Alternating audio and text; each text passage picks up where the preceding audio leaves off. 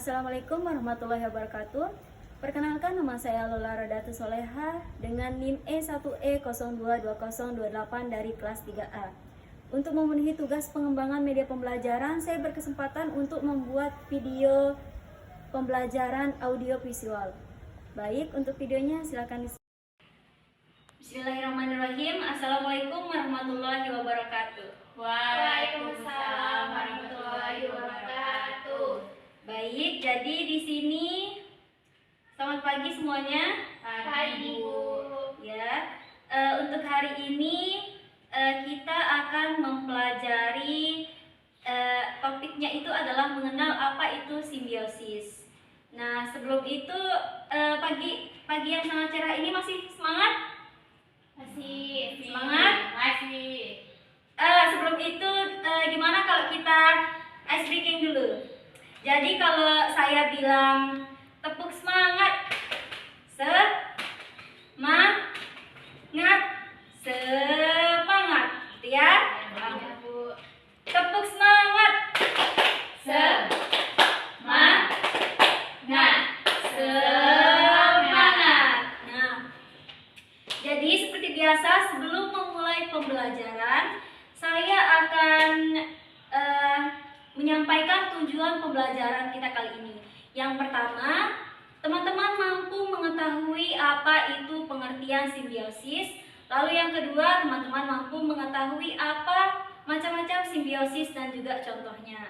Nah, jadi di sini teman-teman ada yang masih ingat atau tahu apa itu simbiosis? Saya, Bu. Ya, apa itu? Simbiosis itu seperti timbal balik antar sesama makhluk. Iya, benar. Jadi simbiosis itu merupakan hubungan timbal balik antara organisme yang satu dengan yang lainnya, antara dua organisme atau makhluk hidup. Mungkin kita bisa ke taman sana untuk melihat-lihat interaksi antar makhluk hidup. Ayo, bisa. Nah, jadi teman-teman perlu kalian ketahui bahwa simbiosis itu ada beberapa macam. Nah, yang nanti akan kita bahas satu-satu.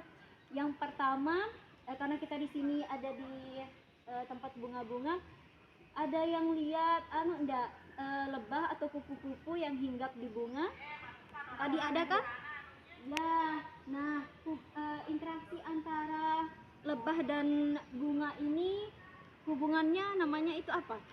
Hubungannya itu simbiosis. Tadi pernah kita bahas, simbiosis itu merupakan hubungan antara dua organisme atau makhluk hidup. Jadi, lebah yang hinggap di bunga itu diuntungkan. Kenapa lebah itu diuntungkan? Karena dengan hinggap di bunga, maka lebah itu mendapatkan makanan melalui nektar atau sari bunganya. Sedangkan bunga juga diuntungkan karena bunga itu dengan hinggapnya lebah dia dibantu proses penyerbukannya. Nah, bunga diuntungkan, lebah juga diuntungkan. Hubungan mereka ini disebut dengan simbiosis mutualisme. Baik, selanjutnya apakah di sini ada yang melihat anggrek? Nggak ada, Bu. Ya, tapi tahu anggrek kan? Tahu. Ya, yang sering nempel-nempel di pohon gitu. Nah, kira-kira anggrek ini kan dia menumpang hidup di pohon inangnya. Nah, terus anggrek ini tumbuh dan berkembang di pohon inangnya. Dia diuntungkan karena bisa tumbuh dan berkembang di sana, sedangkan pohon inangnya tersebut itu tidak diuntungkan maupun juga tidak dirugikan oleh keberadaan si anggrek ini. Nah, hubungan di antara keduanya itu apabila ada yang diuntungkan dan satunya tidak terpengaruh, itu disebut simbiosis komensalisme. Ya, selanjutnya ayo coba kita ke sini. Kita lihat interaksi antara makhluk. Bu, kenapa di bawah daunnya ada warna putih? Hewan-hewan kecil di bawah daun ini, jadi ini disebut sebagai kutu daun. Nah, kutu daun ini dia menempel di tanaman untuk mengambil getahnya. Jadi tanaman ini dirugikan oleh adanya kutu daun karena tanaman ini pertumbuhannya itu terhambat. Nah, hubungan antara si kutu daun dengan tanaman ini disebut simbiosis paratisme. Kenapa begitu? Karena organisme yang menumpang hidup di makhluk lainnya itu disebut parasit. seperti kutu daun begitu. Lalu, nah sampai sini bisa dipahami atau ada pertanyaan? Bu, mau nanya dong, Iya silahkan. gimana kalau jerapah sama gajah itu apakah punya hubungan simbiosis karena kan mereka itu hidup dalam lingkungan yang sama? Iya, pertanyaan yang bagus. Jadi gajah dan jerapah itu hidup di lingkungan yang sama kan. Nah, hubungan mereka itu netral, tidak ada masalah. Ya meskipun keduanya itu sama-sama hewan herbivora atau pemakan tumbuhan, tetapi tidak terjadi perebutan wilayah ataupun makanan karena gajah dan jerapah itu makanannya berbeda.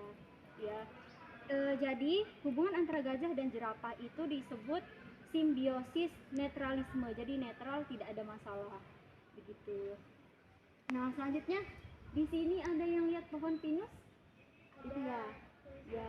Atau siapa yang pernah ke gunung yang banyak pohon pinusnya, kawasan pohon pinus itu? Saya pernah. Ya banyak kan? Banyak sekali. Iya, banyak banget. Ya, yang ada itu cuma pohon pinus kan?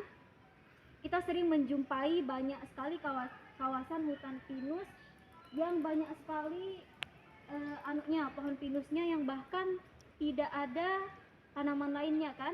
Nah, kenapa, ada yang tahu kenapa bisa begitu? Nggak tahu.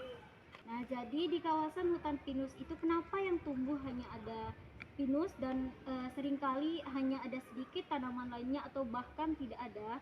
Karena pohon pinus itu mengeluarkan senyawa yang namanya senyawa aletopati. Nah, senyawa aletopati ini itu bisa menghambat pertumbuhan atau bahkan tidak baik untuk tanaman lainnya, sehingga pohon pinus ini merugikan tanaman lainnya karena tanaman lain tidak mampu untuk tumbuh di sana. Nah, hubungan antara pohon pinus dengan tanaman lainnya itu disebut sebagai simbiosis amensalisme begitu. Mungkin sampai sini semuanya sudah paham, jadi mengenal apa itu simbiosis, macam-macam beserta contohnya. Sudah, Bu. Ya, sampai sini bisa kita akhiri.